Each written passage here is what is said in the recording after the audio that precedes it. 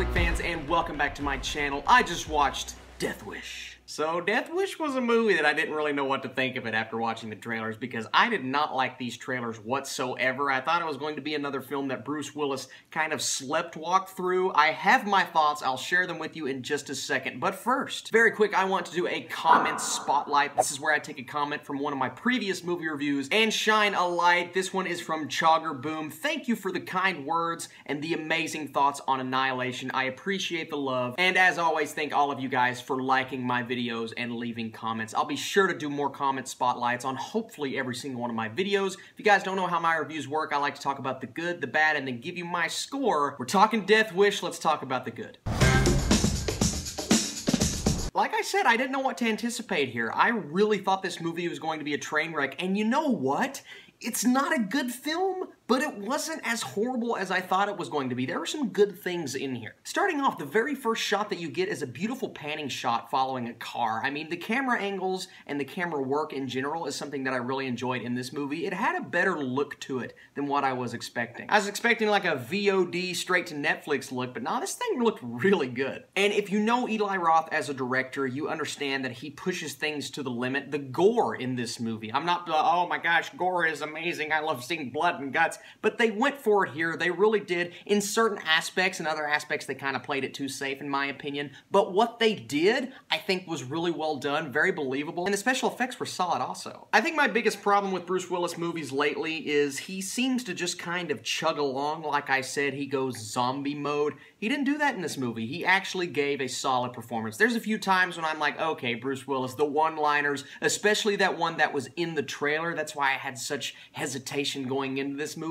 But that's really the only line in the film that I was like, okay, Bruce Willis, you're trying too hard. He was okay in this movie, and that's far better than he has been. I expected it to either be too cheesy or take itself way too seriously. It didn't really do either. Now, it does those at times, but it never falls into the overall trap for the entire movie. This movie surprised me in so many different ways, unfortunately.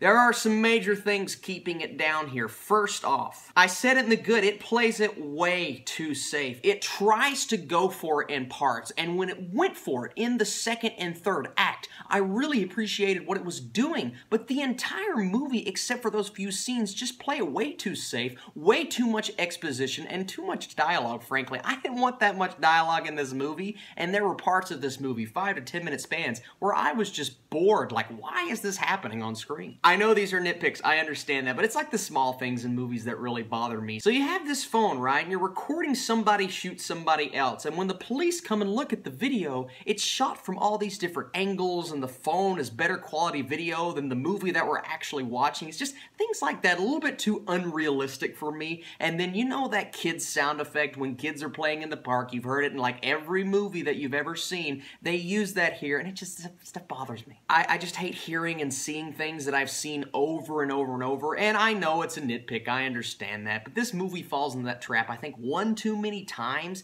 It's just a little too cliched. I wanted it to kind of break ground and do some things that were different. Instead, it kind of falls into that B-movie trope, and it continues to do things that you expect. I expected the ending, I expected the resolve, and it's exactly what I got. Was it handled decently? Yeah, it was, but I can't get past how boring that first hour was, and how I predicted everything that was going to happen in the movie. And the poor woman who plays his wife, my goodness, she's just not good. She's bad. She's really bad. Her scenes when she's getting abducted, I can't spoil any more than that, but oh my god. I've seen a lot of reviews online that are saying, oh, this movie picked the worst time to come out. They didn't really pick this time to come out. They actually moved because of another shooting that happened. I mean, horrible things happen all the time. This movie had to come out eventually. Eli Roth, I don't think he really chose to come out at a time like this. And I saw somebody give the movie a 0 on Metacritic, and I think that's a little unfair, because instead of judging the actual movie, they just kind of judged the release and everything surrounding it. And sure, the movie's not great, but still.